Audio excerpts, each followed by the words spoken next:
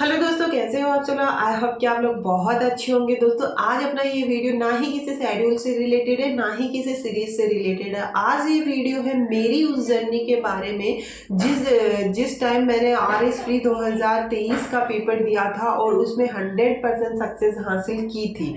जी दोस्तों, आज मैं वही चीज़ आप लोगों के सामने बताने जा रही हूँ, क्योंकि ये वही टाइम आ चुका है जो टाइम मैंने पहले फेस कर लिया था। इस टाइम ये ऐसा टाइम होता है ना दोस्तों, इस टाइम पे सब कुछ गोलमाल हो जाता है। अपना सिलेबस ले लो, अपना मटेरियल ले लो, अपनी हर एक चीज़ लो, कोई भी चीज़ आप ले लो, सब कुछ इसमें गोलमाल हो जाता है। इस टाइम पे हम पूरे प्रॉपरली डिमोटिवेट हो जाते हैं, क्योंकि एग्जाम का प्रेशर होता ही ऐसा है। इसमें आपकी कोई कमी नहीं है दोस्तों, ये सबके साथ हो जाता होता है। जो एक सीरियस कैंडिडेट होता है, RS एस्पिरेंट जो सीरियस स्टूडेंट होता है, कि मतलब हाँ, मैं सीरियस तरीके से तैयारी कर रहा हूँ, मेरा ये गोल है कि मुझे इस बार पेपर 2 फेब को निकालना है।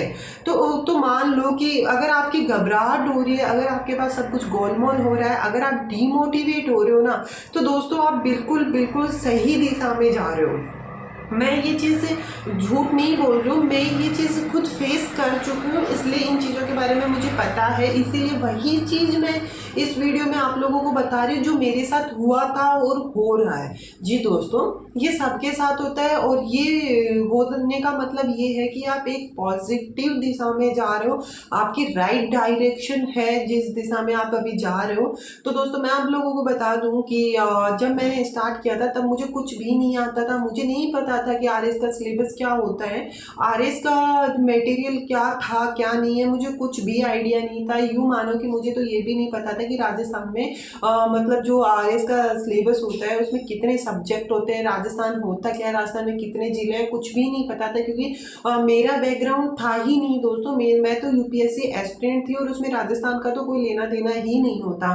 फिर भी मेरा एक सटीक और एक स्ट्रॉन्ग पॉइंट ये था कि मुझे इस बार प्री निकालना है। इस चीज़ से मैं कभी नहीं डगमगाई, ये चीज़ मेरी कभी नहीं हटी।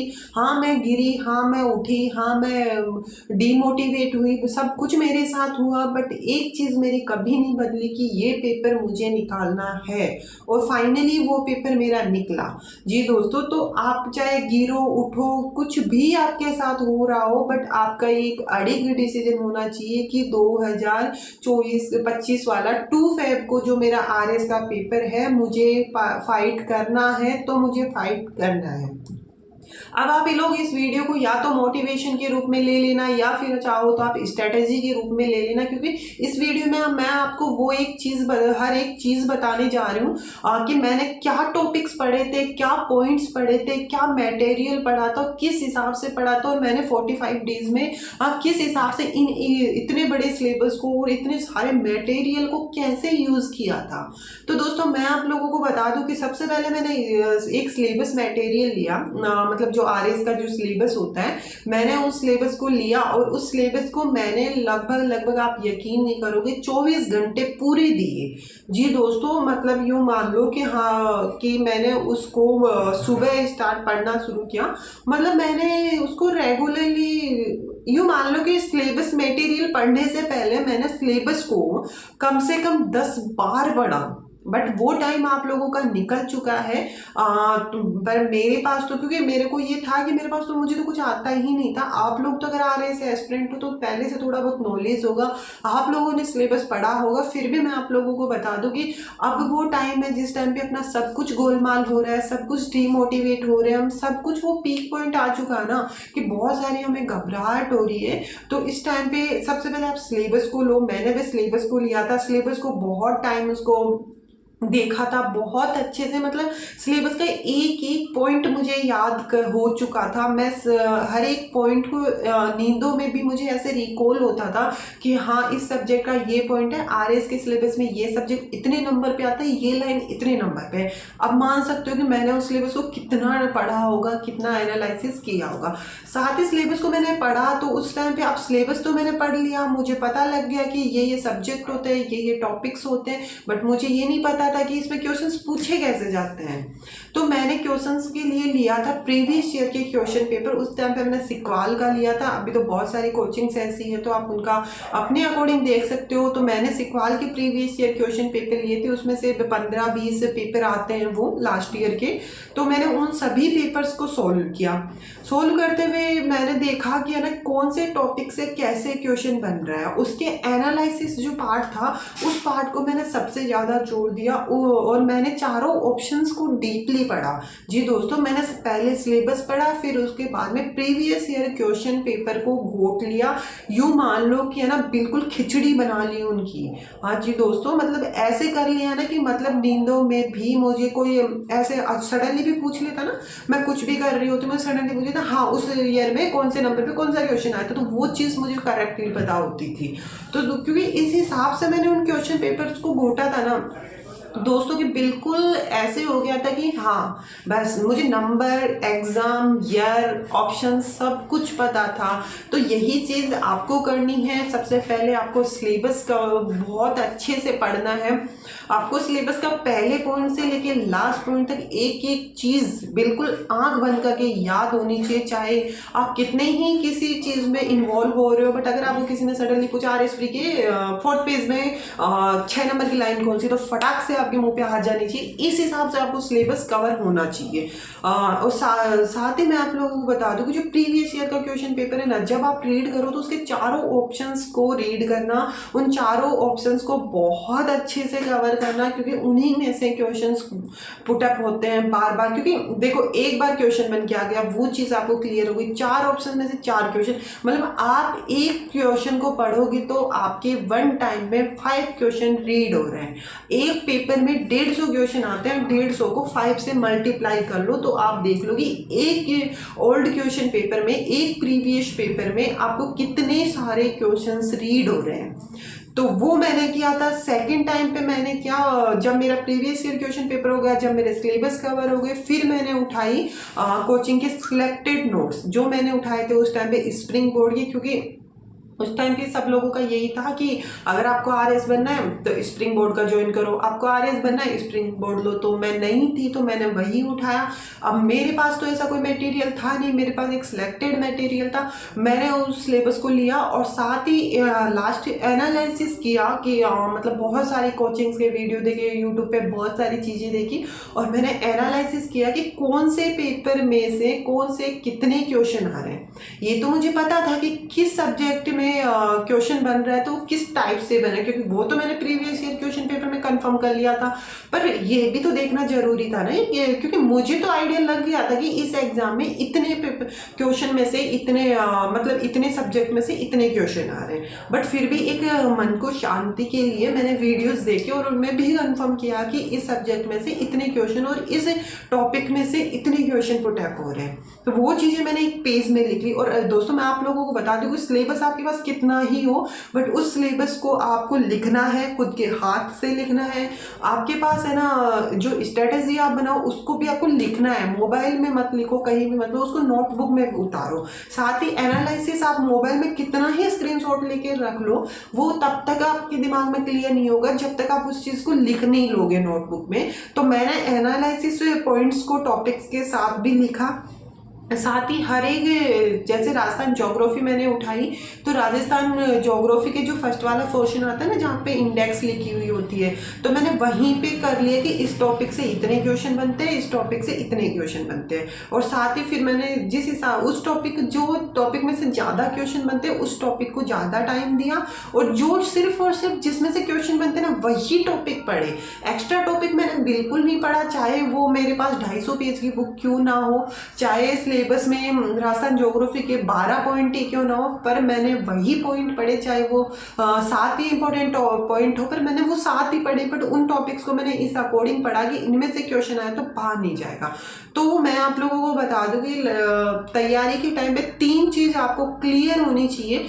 पहली आपको कि आपका सिलेबस आपको बहुत अच्छे से याद होना चाहिए। सेकंड आपका कि आपको प्रीवियस ईयर के क्वेश्चन पेपर सिलेबस से भी ज़्यादा आपको याद होना चाहिए। और थर्ड पॉइंट आपका ये कि आपको हर एक सब्जेक्ट का हर एक पॉइंट का एनालिसिस आपको बहुत अच्छे से आना चाहिए।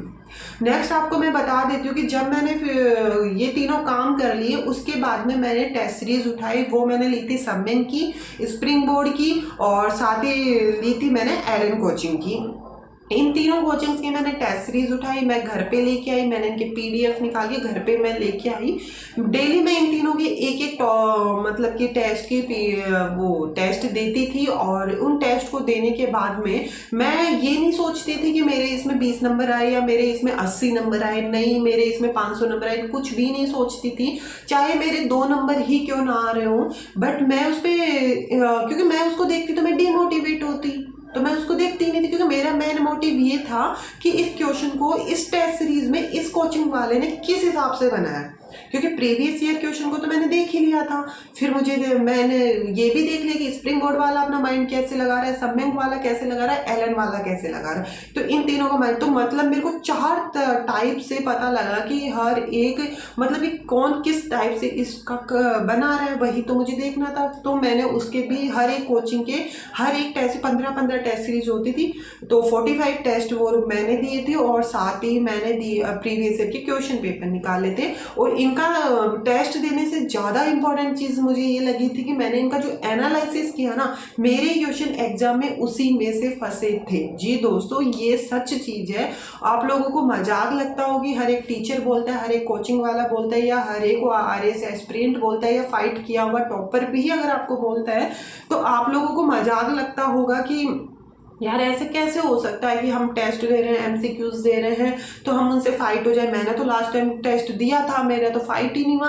तो वहाँ आपकी सिर्फ इतनी सी कमी होती है कि आप सिर्फ टेस्ट देते हो और उसके मार्क्स पे जाते हो। मार्क्स पे मत जाओ, टेस्ट आपने दिया ठीक है, आपको टेस्ट में बैठने का तरीका पता लगा, सारा एक चीज़ पता लगा, बट आपको मेन पॉइंट होता है कि आपने जो टेस्ट दिया उसका एनालिसिस। जी दोस्तों, उसका एनालिसिस ही मेन पॉइंट होता है। दोस्तों मैंने सिर्फ यही किया था, और मैं आप लोगों को बता दूं कि मैंने 75 टॉपिक्स ही पढ़े थे, क्योंकि सिलेबस बहुत बड़ा था, बट इंपॉर्टेंट 75 टॉपिक्स ही होते हैं। और उन्हीं टॉपिक्स की सीरीज भी मैं आप लोगों के सामने लेके आ रही हूँ कल सुबह से। तो आप लोग उस सीरीज को फॉलो करना चाहते हो तो प्लीज फॉलो करना, क्योंकि उस सीरीज के अकॉर्डिंग भी आप पढ़ोगे तो आपका 20 दिसंबर तक आपका सिलेबस कंप्लीट होने वाला है। और मैं गारंटी लेती हूँ आप लोगों से कि अगर आप मेरे बताए हुए 75 टॉपिक्स को बहुत अच्छे से घोट लोगे ना, तो मैं कसम खा के बोलती हूँ दोस्तों कि आपको इस बार प्री फाइट करने से कोई भी नहीं रोक सकता, चाहे कोई भी आ जाए। आप एक टॉपर स्टूडेंट को भी पीछे छोड़ सकते हो अगर आप अभी से भी अपनी RS प्री की तैयारी को इन 75 टॉपिक्स के साथ अगर कवर करते हो। तो दोस्तों मैं आप लोगों को बता दूं कि ये 75 टॉपिक्स भी लास्ट ईयर के हैं, मेरे एक्सपीरियंस के साथ और अभी के एक्सपीरियंस के साथ मैं आप लोगों को सजेस्ट करने जा रही हूँ।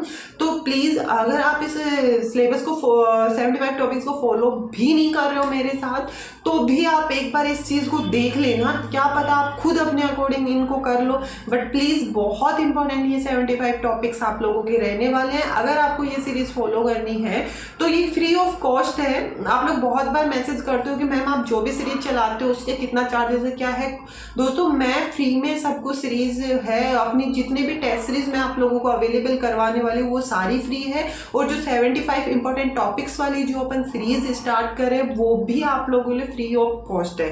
इससे रिलेटेड अगर आपको कोई मटेरियल चाहिए या इस सीरीज को अगर आपको फॉलो करना है तो आप RAS mind map Telegram channel को ज्वाइन कर लेना, जो कमेंट बॉक्स में मैं पिन कर दूंगी। और साथ ही दोस्तों मैं आप लोगों को बता दूं कि इस सीरीज से रिलेटेड जो भी मटेरियल होगा वो आपको डेली रात को 8 बजे अवेलेबल हो जाएगा, ताकि आप आराम से अपने स्टडी को, चाहे आप नाइट स्टूडेंट हो या आप डे स्टूडेंट हो, उसको बहुत अच्छे से कवर कर सको। और दोस्तों साथ ही मैं आप लोगों को बता दूं कि आपको डीमोटिवेट होने की बिल्कुल भी ज़रूरत नहीं है, क्योंकि मैं आप लोगों के साथ हूँ। जी दोस्तों, अगर आप मुझे अपना मेंटर मान रहे हो, अगर आपको लग रहा है कि नहीं मैम ने सही अच्छे से बताया है, तो मैं आप लोगों से गारंटी लेती हूँ अगर आप मेरी तरीके से अगर आप इस सीरीज़ को फॉलो कर रहे हो ना, तो आप लोगों के लिए एग्ज़ाम के बाद में आप खुद आके मुझे बोलने वाले हो कि मैम बहुत अच्छे से और बहुत कम टाइम में आपने हमें कवर करवाया और आज मैंने सक्सेस हासिल की।